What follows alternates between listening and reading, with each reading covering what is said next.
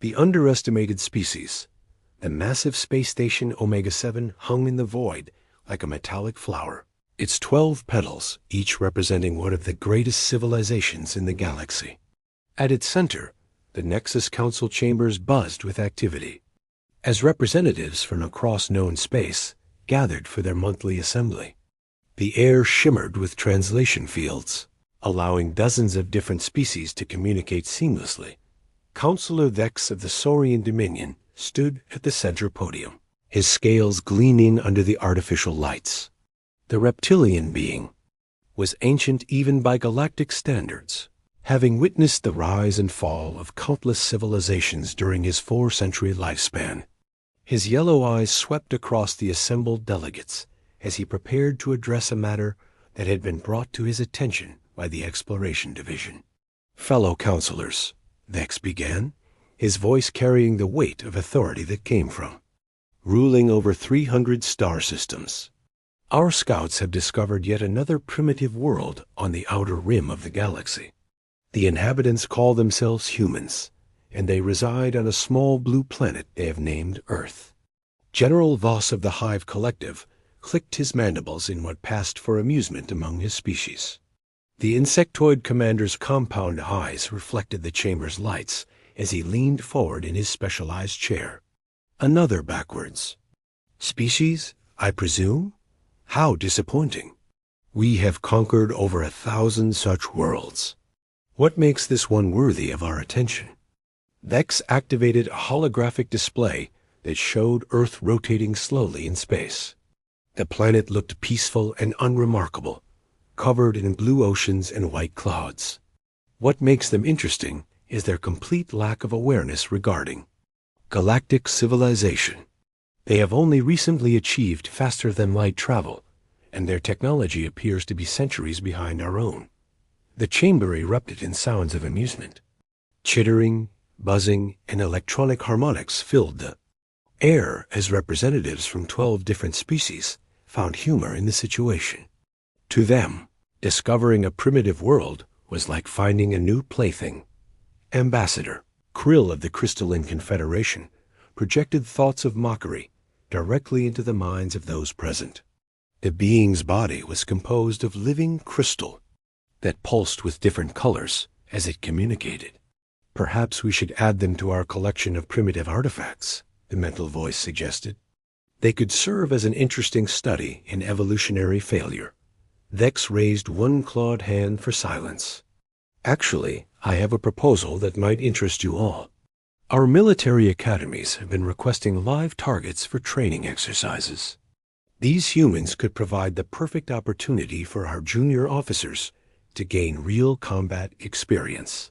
The suggestion sparked immediate interest among the military representatives.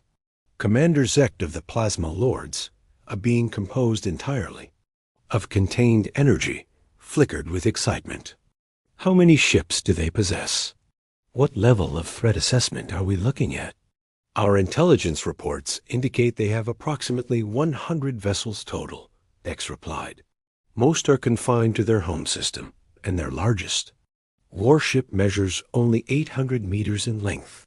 For comparison, our smallest patrol craft are twice that size." General Voss rubbed his front legs together in anticipation. "This presents an excellent training opportunity. We could send a moderate force, perhaps 500 ships, and allow our newer commanders to practice their tactics against a real enemy." The suggestion was met with unanimous approval. The idea of using an entire species as a training exercise was not uncommon in galactic politics. The strong survived and prospered, while the weak were conquered or eliminated. It was the natural order of things. "What of their military capabilities?" asked Counselor Drex of the Void Walkers, a shadow-like being that seemed to absorb light. Around it, even insects can sting if cornered. Vex pulled up detailed reports from the scouting missions. They use primitive nuclear weapons and basic energy shields. Their military doctrine appears to be based on projectile weapons and chemical explosives. Most remarkably, they are still engaged in conflicts among themselves, divided into nearly 200 separate nations. The chamber filled with more sounds of amusement. The concept of a species so primitive that they fought among themselves was hilarious to these galactic powers. They had long ago learned that unity was essential for survival in the hostile galaxy. Have we confirmed they possess no hidden technologies? Asked Elder Ong, an ancient being so old that its original species had been forgotten. Sometimes primitive. Worlds surprise us with unexpected capabilities. Our scouts have been monitoring them for 6 months, Bex assured the Council.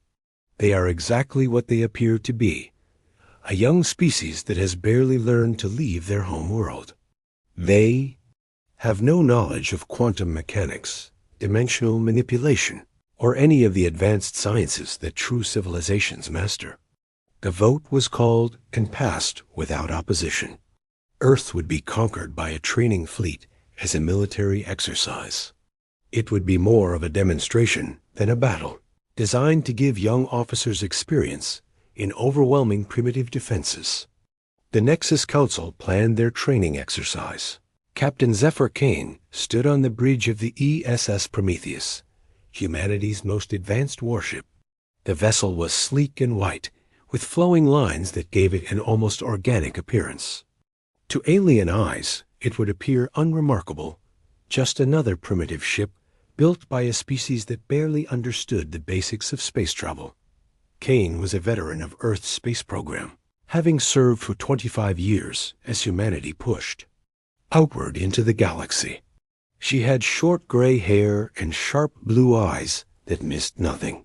Her crew respected her not just for her experience, but for her ability to make difficult decisions under pressure. Captain, called Dr. Sarah Chun from the science station. Chun was a brilliant engineer who had designed many of the Prometheus's most advanced systems. Her background in quantum physics had made her invaluable to the project. I'm detecting massive hyperspace distortions at the edge of the system.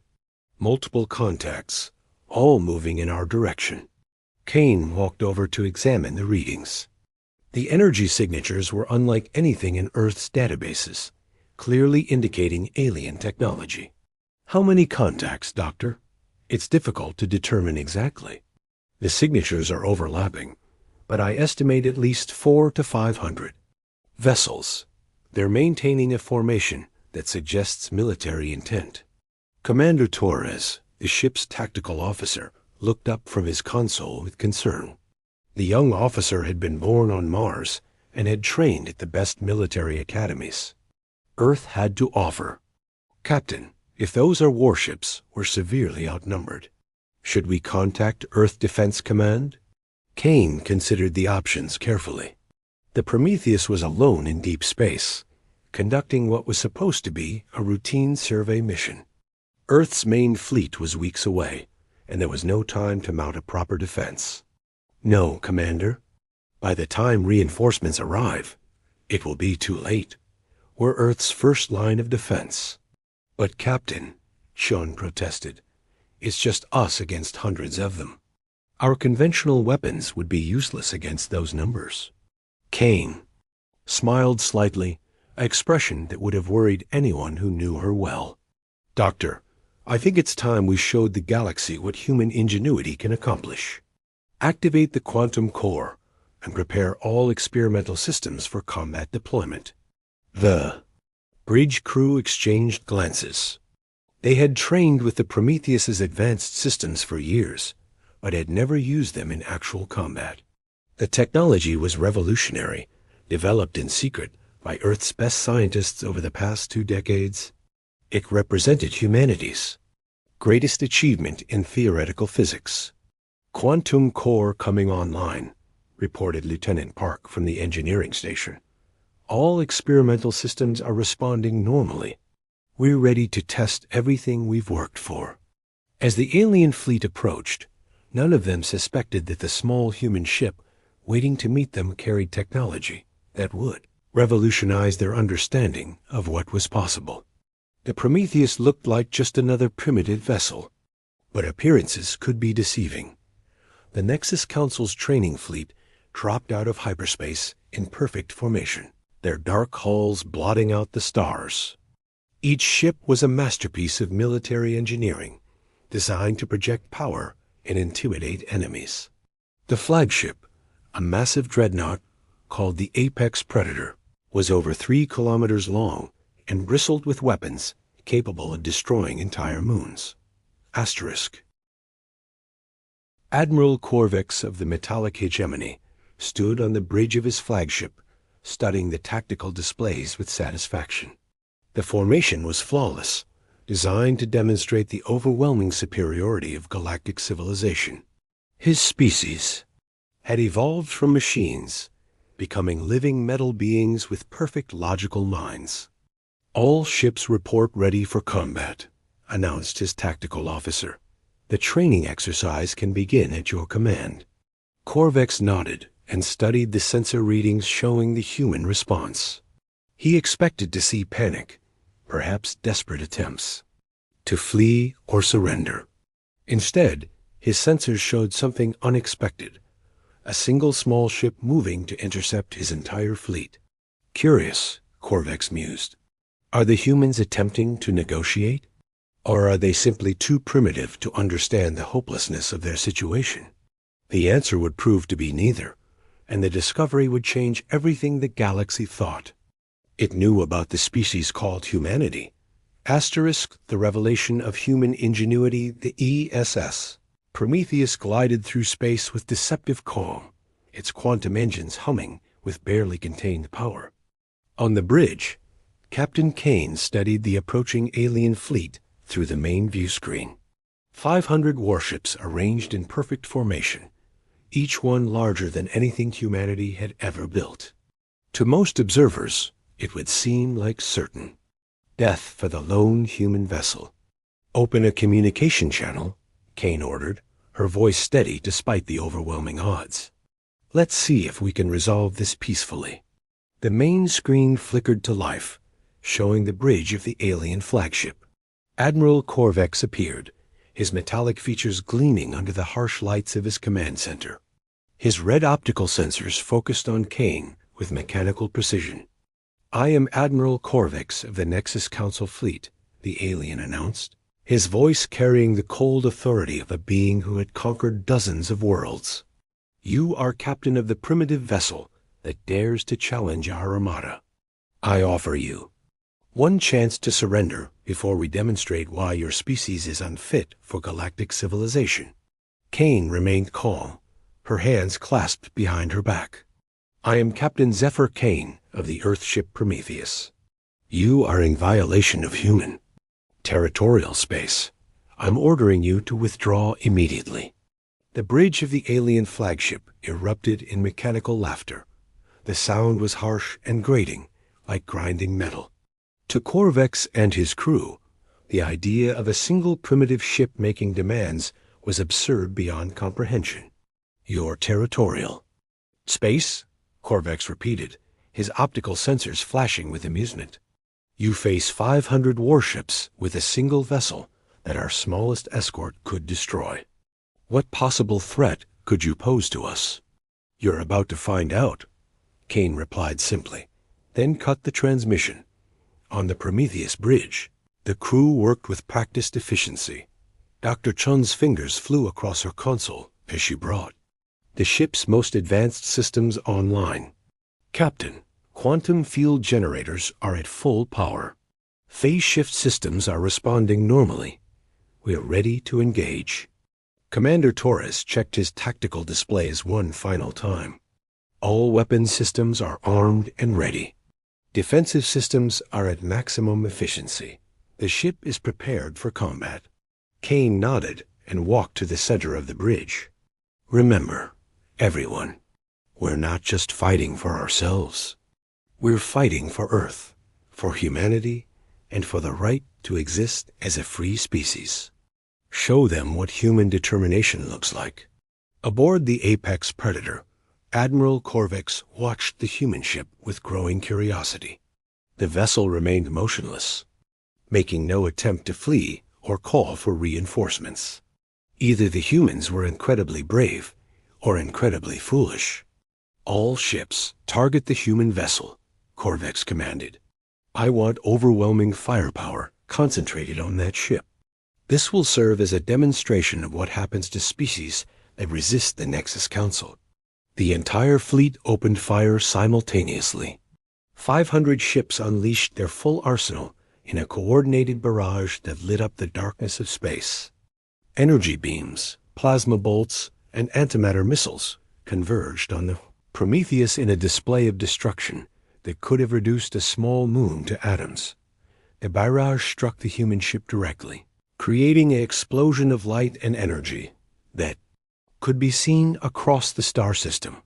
When the glare faded, Korvex expected to see empty space where the primitive vessel had been. Instead, something impossible appeared on his sensors. The Prometheus hung in space exactly where it had been, completely unharmed. Its hull didn't even show scorch marks from the devastating attack. The ship looked as pristine as it had before the barrage began. What? Korvex stepped closer to his tactical display, his mechanical mind struggling to process what he was seeing. Status report. How is that vessel still intact? His tactical officer ran the sensors again, but the results were the same. Admiral, the human ship shows no damage whatsoever. Our weapons appear to have had no effect at all. Impossible, Korvex declared. Nothing that small could mount shields capable of withstanding our combined firepower. Check your instruments for malfunction. Before his crew could respond, the Prometheus began to move. But it wasn't moving through space in any conventional sense. The ship seemed to flicker in and out of existence, appearing at different positions around the alien fleet, like a ghost materializing from another dimension. Dr. Chan smiled as she watched her systems perform exactly as designed. Phase shift? Technology is working perfectly, Captain. We're existing in a slightly different dimensional phase from normal space. Their weapons are firing at where we appear to be, but we're actually somewhere else entirely. The technology was humanity's greatest secret, developed over 20 years of intensive research. Earth's scientists had discovered that by manipulating quantum fields, they could shift a ship into a parallel phase of reality. The vessel would appear solid to observers, but weapons and attacks would pass through it harmlessly. Incredible? Commander Torres breathed as he watched the alien fleet's confused response. They have no idea what they're dealing with.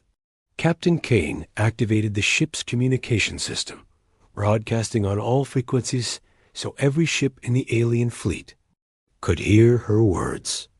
This is Captain Kane of the ESS Prometheus. I gave you a warning to withdraw.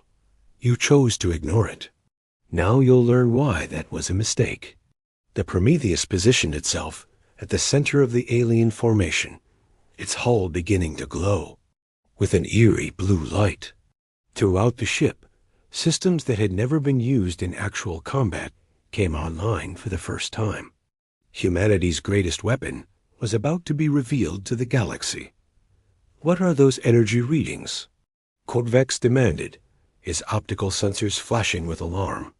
The patterns don't match any known technology in our databases. His science officer worked frantically at his console, trying to understand what he was seeing. Admiral, the energy signatures are unlike anything we've ever encountered. The human ship is generating quantum distortions that shouldn't be possible according to known physics. The implications hit Korvex like a physical blow. If the humans could manipulate quantum mechanics in ways that advanced civilizations couldn't understand, what other capabilities might they possess? On the Prometheus bridge, Dr. Chun activated the ship's ultimate weapon, quantum dissolution. Array is online, Captain. Target acquisition systems are locked onto the enemy fleet. We're ready to demonstrate human ingenuity. The weapon was based on principles that most species in the galaxy had never even theorized. Instead of simply destroying targets, it could unravel the quantum bonds that held matter together, effectively erasing objects from existence. It was the ultimate expression of human creativity and determination. All enemy vessels, this is your final warning, Kane announced. Withdraw from human space immediately or face the consequences. Admiral Korvax's mechanical pride overcame his growing fear. All ships, maximum firepower. Destroy that vessel by any means necessary. The alien fleet opened fire again, pouring everything they had at the Prometheus. But the human ship remained untouchable, existing in its parallel phase where conventional weapons could never reach it. So be it, Kane said quietly. Dr. Chun, demonstrate human ingenuity. Fire. The quantum dissolution array activated, sending out invisible waves of energy that touched the nearest alien ships. The massive warships didn't explode or burn. They simply ceased to exist, their matter unraveling at the quantum level until nothing remained but empty space. One by one, the alien vessels vanished as the Prometheus moved through their formation like death itself. The remaining ships tried to flee, but the human ship could appear anywhere instantly through its phase shift technology. There was no escape from humanity's ultimate weapon. Admiral Korvax watched in horror as his fleet was systematically erased from existence. 500 of the galaxy's most advanced warships reduced to nothing by a single human vessel. It was impossible, yet it was happening before his optical sensors. How? He whispered as his own ship systems began to fail. How did a primitive species develop such technology? Captain Kane's voice came over the communication system one final time. You called us primitive, Admiral. You underestimated human creativity, human determination, and human ingenuity. That was your fatal mistake. The apex predator was the last ship to vanish, its admiral finally understanding too late that humanity was not the backward species they had appeared to be. The humans had been watching, learning, and developing in secret. They had taken the basic principles of physics and pushed them beyond what anyone thought possible. When the battle ended, the Prometheus hung alone in space, surrounded by the debris of a fleet that had once numbered 500 ships. The human vessel was unmarked, its crew calm and professional as they secured their revolutionary systems. Status report, Captain Kane requested. All systems operating normally, Dr. Chun replied. The quantum core is stable and our dimensional phase systems are functioning perfectly. We're ready for whatever comes next. Commander Torres checked his tactical displays. No remaining enemy contacts, Captain. The alien fleet has been completely eliminated. Kane nodded and walked to the view screen, looking out at the stars. Send a message to Earth Defense Command. Tell them that humanity has announced its presence to the galaxy. We're no longer the primitive species hiding in the outer rim. We're a force that demands respect. The message that went out that day changed everything. News of the battle spread throughout galactic civilization like wildfire. The Nexus Council, which had ruled unchallenged for centuries, suddenly found themselves facing a new power that defied all their assumptions about what was possible. Humanity had proven that intelligence and creativity could overcome any obstacle. They had shown the galaxy that being underestimated was sometimes the greatest advantage of all. The small blue planet called Earth was no longer a target for conquest. It was a world that others would approach with caution and respect. The age of human expansion into the galaxy had begun, and it would be an age where ingenuity triumphed over brute force, where determination overcame impossible odds, and where the species that had once been dismissed as harmless became the most feared and respected civilization in known space. Captain Zephyr Kane and the crew of the ESS Prometheus had done more than win a battle. They had changed the course of galactic history and secured humanity's place among the stars. The galaxy would never underestimate the human spirit again. Asterisk.